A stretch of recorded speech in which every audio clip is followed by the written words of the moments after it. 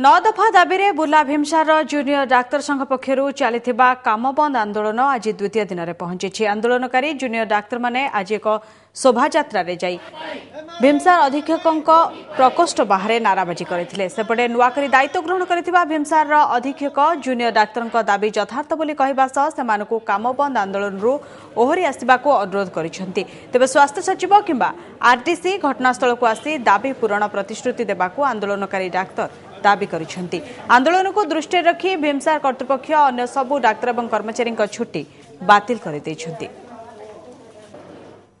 आमे चाहूचु यार समस्या समाधान जल्दी बाहर रोगी मानक न्याय अधिकार मिलू एवं छात्र मान आंदोलन आउ करने न पड़ू कहीं बारंबार छात्र मान आंदोलन को जावाटा भी ठीक नुहे बाध्य करुँच गोटे पर गोटे आंदोलन आम करने पड़ी कि शुणुना रिक्वेस्ट कर अनुरोध कर बुझेली तुम सब जाक डिमांड जेन्युइन और सब जाक प्रोग्रेस अच्छी कौन से स्टल होनी बंद होनी माने समाधान करने एचिव करने पर्यंत मु मोर चेष्टा निश्चय लगे।